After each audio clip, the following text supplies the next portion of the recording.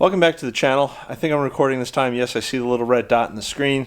So I'm going to check up on my seedlings here that I've planted a few days ago, see what's growing, what's not growing, what needs to be watered and tended, and then we're going to move on to newer, bigger, and better things outdoors. So let's do this first. Pull this out. That all looks good. Soil looks pretty moist. It's a foxglove mix. Sorry for the shaky video. This is also foxglove mix. All that's looking pretty good. The soil's still pretty moist. And down there, that all looks good. Soil being... Actually, the soil needs a little... I think a little water. Hold on, let's get some water.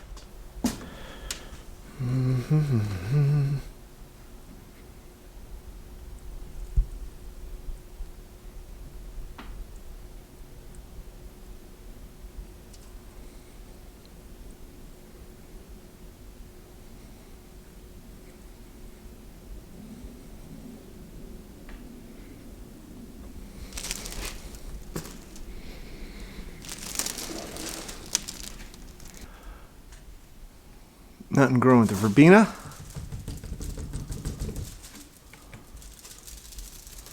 Oh, Walla Walla onions growing. Nice. All right, I think we can take the lid off of these now.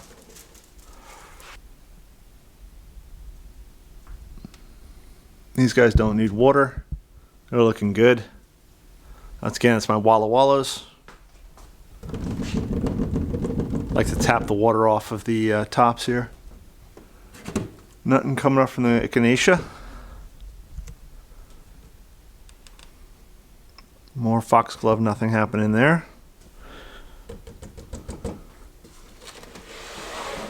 Ooh, I see green. So these are the Genovese basil that I'm growing on in terracotta pots inside the tray. And they are looking pretty good. See if we can get in close without getting too blurry. Yeah.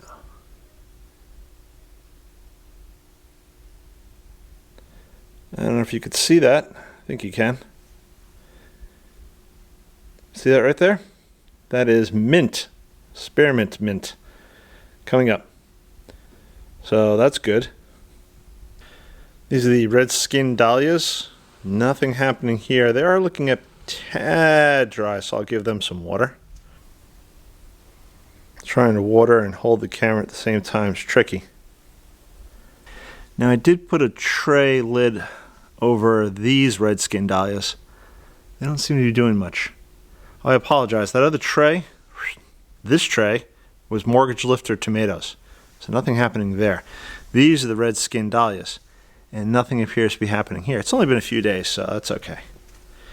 Let's check on these.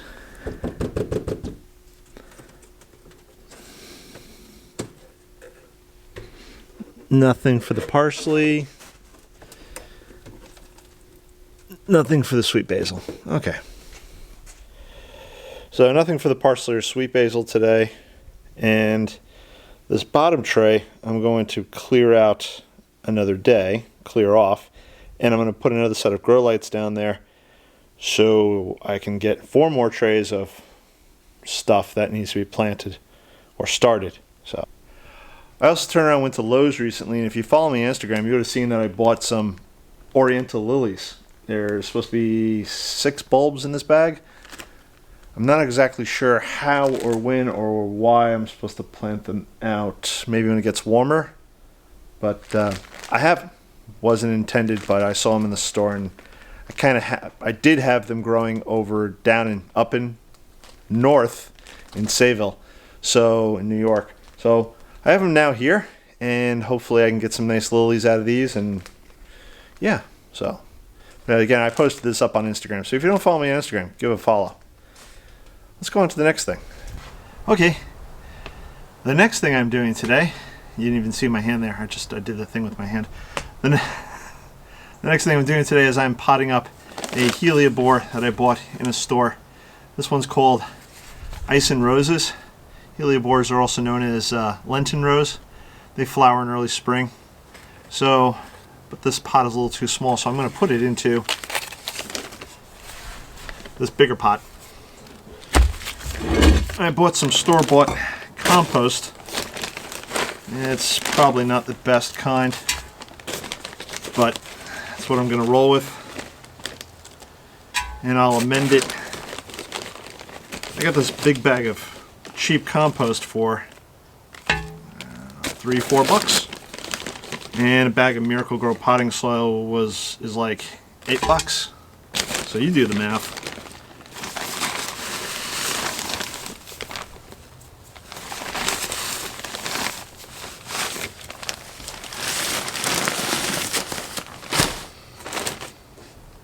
If you're working around perlite, be careful, because perlite is, I believe it's made from some sort of volcanic ash or rock, and it's very light and fluffy, which is great. But if you're dumping into a pot just as I did, and you are downwind of the fine, minute particles, and you breathe them in, well, you're not doing yourself any favor. So, just word of warning, be careful with perlite. So I'm mixing in some topsoil. There's a chunk of cow manure. And there's a lot of chips of wood in this compost and topsoil, which some people say would complain about. Let's see how that fits. That's pretty good. But the chips of wood in compost, in my opinion, are good because they'll just break down over time, slowly releasing their nutrition. Oh, that's a little root bound. Oh dear, that's root bound. Alright, we're going to break up some of these roots. I've heard people talk about breaking up the roots, how apparently now you're not supposed to break up roots because you could do more harm to the plant, but if you tease some of these roots out, I've never found it doing too much harm to the plant. And allegedly, it also stimulates the growth of new roots if you break up some of the old roots. So,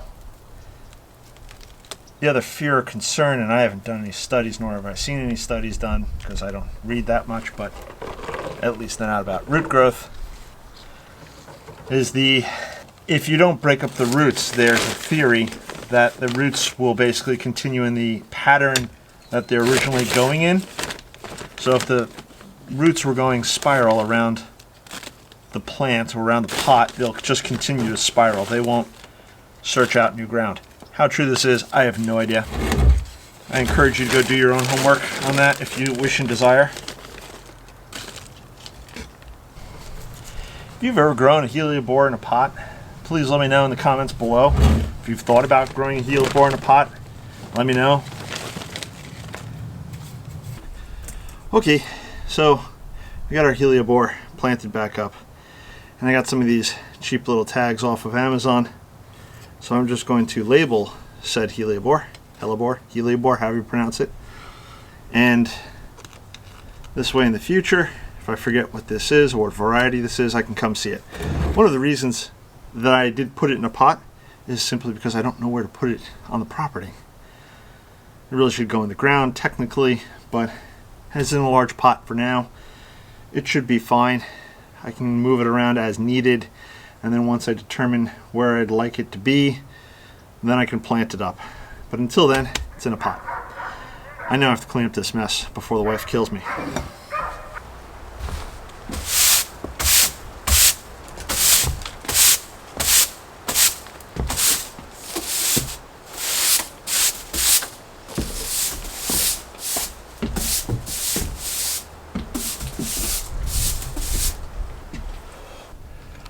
So I was recently down at my Lowe's and I picked up this azalea because I'm in growing zone 8A, North Carolina.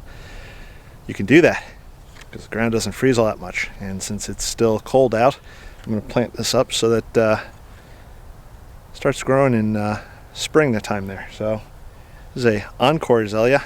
I picked it up, like I said, at Lowe's. It's called Autumn Carnation. So I'm going to stick that in the ground now.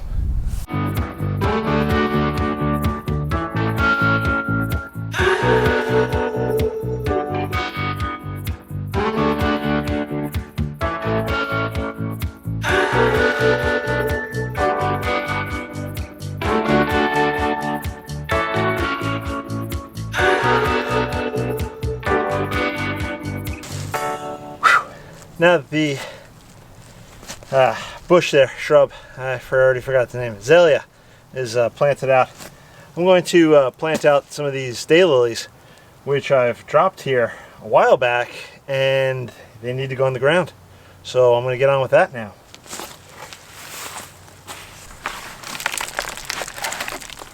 Woo-hoo. That's pretty. That's good.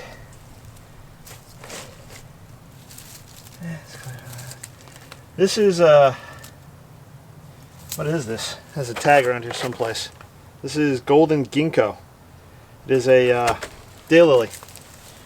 So I'm actually going to plant it pretty raised up. If you can't tell, I don't know if you can see it from the image here, but the ground here gets pretty soggy, so I don't want to drown the plants, as it were. So I'm going just to mound it up, and then the soil that I took out, I'm just going to put back around. It forms a little mound, so allows the water to drain away from the plant, and over time everything will settle in. I'm also going to turn around.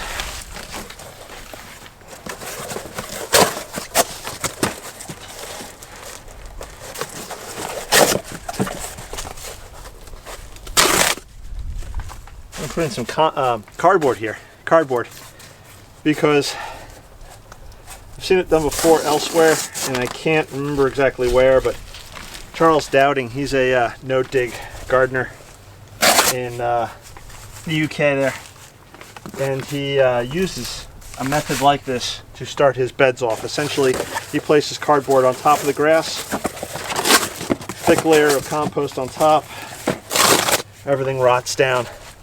So earthworms love, apparently, cardboard. So, and it acts as a weed blocker, which is my goal here. Instead of digging up all of the grass, I'm just simply going to pretty much smother it. The grass below will die, the earthworms will do what they do.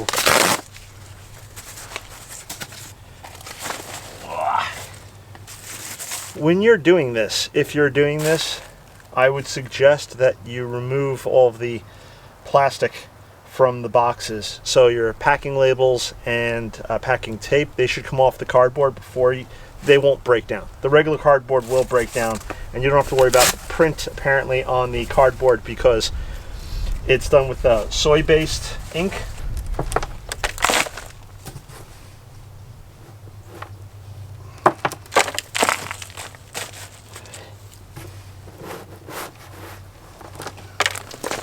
So what I'm hoping to achieve here with this cardboard is actually just a weed suppressant. So it'll knock back the weeds, the grass, instead of using a weed fabric. Because eventually the cardboard's going to break down. If you use a weed fabric, that theoretically lasts 5, 10, 20, 30 years. But this is a temporary measure. So you put the cardboard down now, you put the heavy mulch on top of it, it helps knock back everything.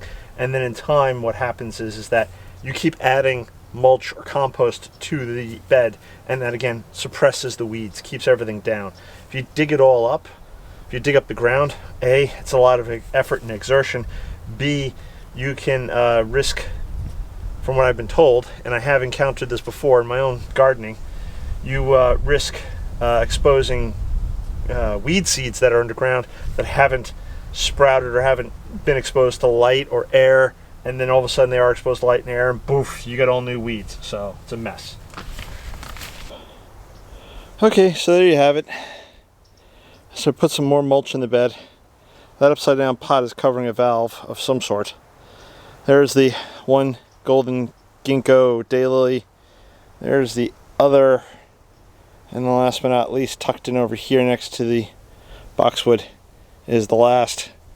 So I've got this little section planted up and mulched up, and I didn't bury that other thing, whatever that is back there. That thing, I don't know what that is. Didn't bury it though, that's good, I hope. So there's still plenty of room to plant stuff out, which hopefully will happen in the next few weeks, and I've got plenty of room on this side of the deck to plant stuff out. So think that's about it for today. I got the Helia Bore planted out. I checked on the seedlings. The Walla Walla onions are starting to pop. The basil's starting to go, pop, come to life, which is great. I got an azalea planted out. So it's been a few days since that bush, since I bought that bush. It needed to go into the ground. Finally, after like 6 months or more of being in pots, ginkgo, golden ginkgo daylilies got planted out, which is great. And yeah, so that's about it for today, I think. I'm tired, I'm losing light, and if I show you everything I've done today, well, I'll have nothing. Well, if I do everything today, I'll have nothing to show you for tomorrow. So the show must go on, right? Please, if you don't follow me on Instagram, give a follow on Instagram. If I try to post pictures there daily. If you haven't clicked the subscribe button, please hit that subscribe button. It lets me know that you're following. And if you like the video, give it a thumbs up. If you didn't like it, give it a thumbs down. Let me know what you think. If you got any comments, suggestions, anything you'd like to see, any questions, please leave a comment below. I think that's better for today. I'll catch you on the next one.